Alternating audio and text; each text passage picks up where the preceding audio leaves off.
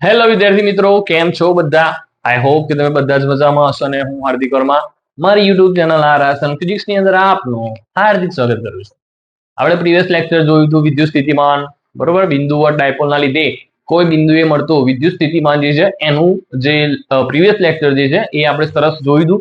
એની અંદર થોડો એક જે ભાગ હતો એ આપણો બાકી હતો કે ભાઈ વિદ્યુત સ્થિતિમાન કઈ જગ્યાએ શૂન્ય મળશે, કઈ જગ્યાએ ધન મળશે, કઈ જગ્યાએ ઋણ મળશે, અને એના અગત્યના થોડા એક મુદ્દાઓ છે, 2-3 જે મુદ્દાઓ છે એ આજે આ લેક્ચરની અંદર આપણે ડિસ્કસ કરવાના છીએ.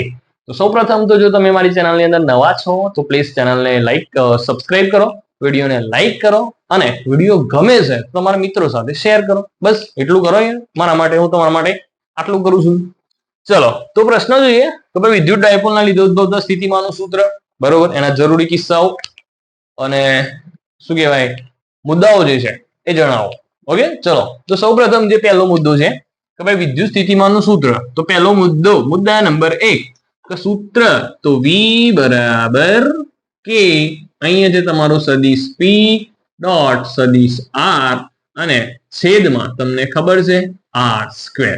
તો આ જે સમીકરણ મળે છે એ જ સમીકરણ છે આપણા વિદ્યુત સ્થિતિમાનનું સૂત્ર K સદિશ P ડોટ સદિશ R ભાગ્યા R સ્ક્વેર, બરોબર.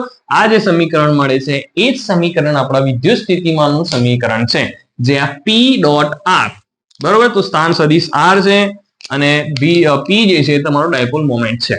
બીજી વસ્તુ જોઈએ કે આની અંદર શું કહેવા માંગે છે કે આની અંદર એવું કહેવા માંગે છે કે બિંદુવત ડાયપોલના લીધે મળતું બિંદુવત વિદ્યુત ડાયપોલના લીધે મળતું વિદ્યુત સ્થિતિમાન જે છે એ માત્ર R પર જ આધાર રાખતું નથી, પણ તે બિંદુના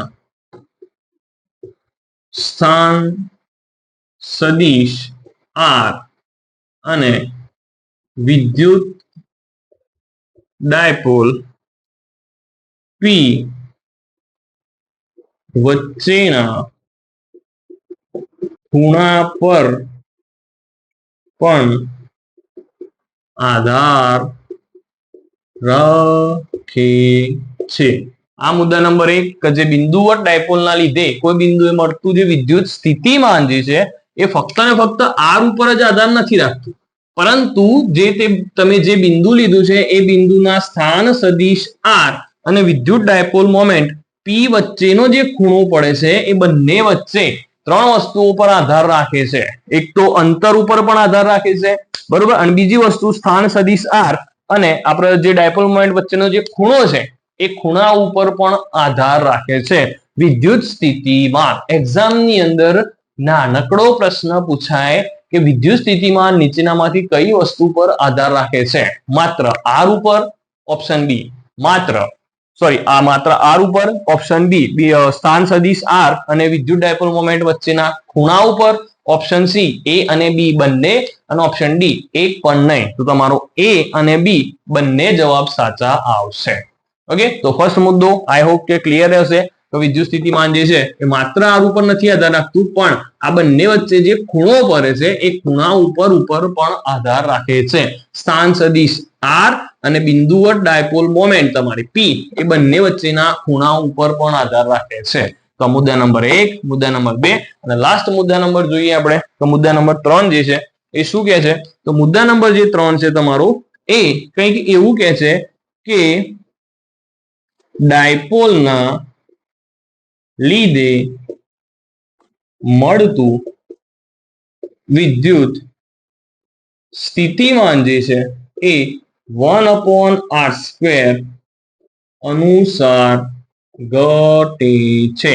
ખાસ આ પણ MCQ ની અંદર પૂછાઈ શકે છે કે ભાઈ ડાયપોલના લીધે મળતું વિદ્યુત સ્થિતિમાન નીચેનામાંથી ખાલી જગ્યા અનુસાર ઘટે છે, તો 1/r² અનુસાર ઘટે છે, બરોબર. ડાયપોલના લીધે એક બીજો પણ પ્રશ્ન આપણે આગળ ડિસ્કસ કરેલું છે. જો તમારો બિંદુવત વિદ્યુતભાર હશે, જો તમારો વિદ્યુતભાર બિંદુવત હશે તો એના માટે મળતું તમારું જે વિદ્યુત સ્થિતિમાન છે એ 1/r અનુસાર ઘટશે.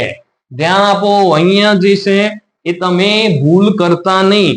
જો તમારે ડાયપોલ આપેલી હશે કે ભાઈ ડાયપોલ, તો ડાયપોલ ના લીધે મળતું વિદ્યુત સ્થિતિમાન તો એ 1/r² અનુસાર ઘટશે.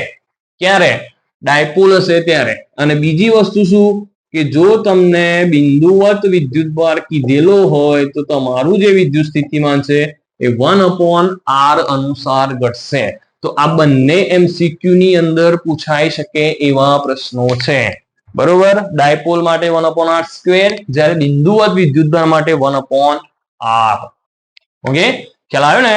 તો આ ભૂલ થાય નહીં એક્ઝામ ની અંદર. પાછા કહેશો સાહેબ આવું તો નતું ભણાયું, પણ આવ્યું તું પણ તમારું ધ્યાન નતું. ચલો અહીંયા સુધી ક્લિયર? આ મુદ્દા લખી દેજો ભાઈ, ભૂલ થાય નહીં. ચલો ક્લિયર ને? ઓકે, ચલો ઇરેઝ કરી દઈએ.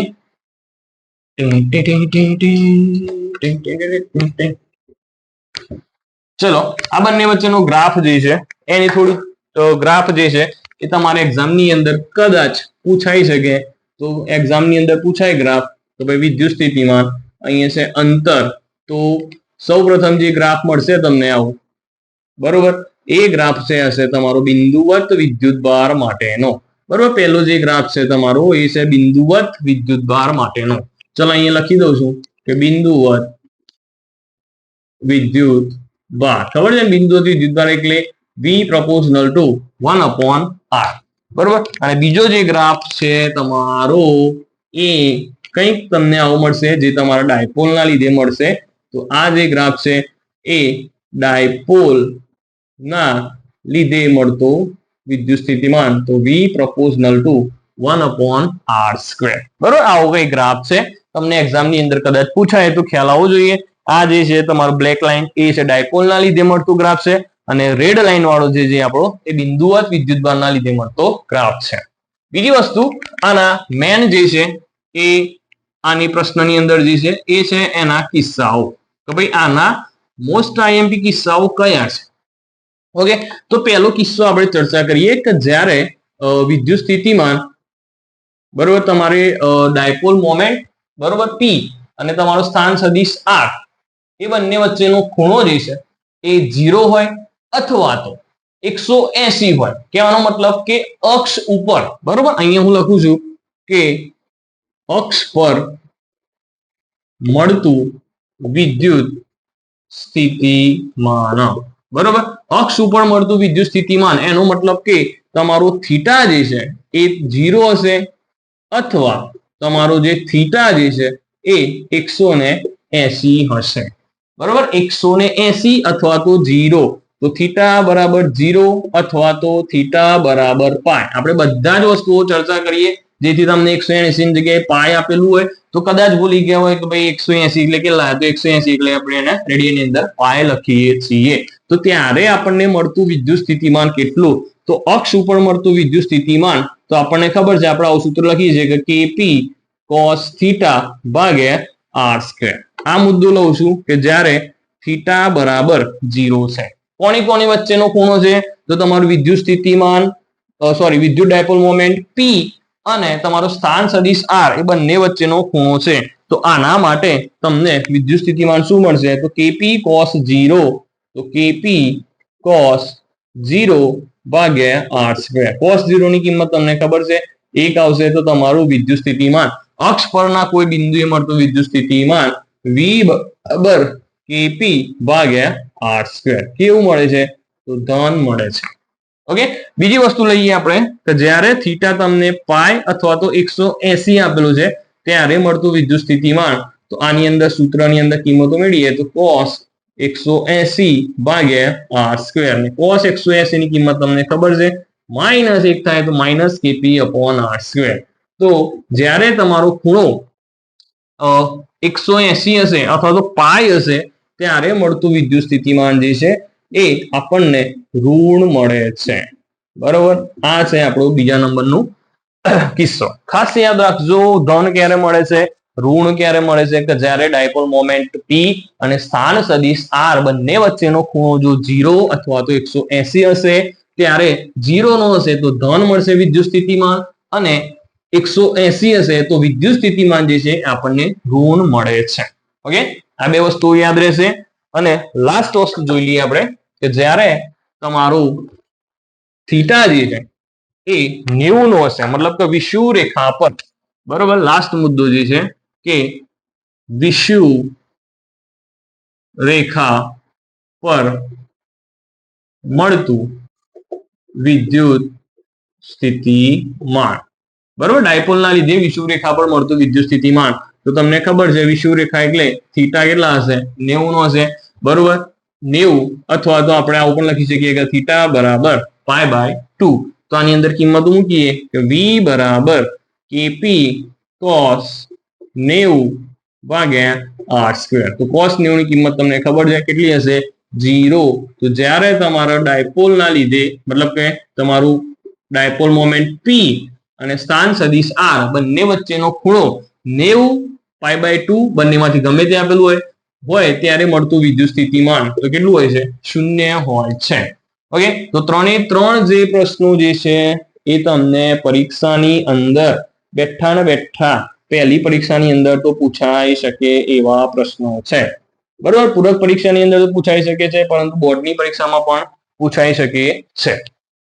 તો જોઈએ આની અંદર કઈ ખ્યાલ ના આવ્યો હોય તો તમે મને કોમેન્ટ્સની અંદર કહી શકો છો, બરોબર. વિડીયો ગમે છે તો વિડીયોને લાઈક કરો, શેર કરો અને તમારા મિત્રો શેર કરો અને સબસ્ક્રાઇબ કરવાનું ભૂલતા નહીં. Okay, thank you.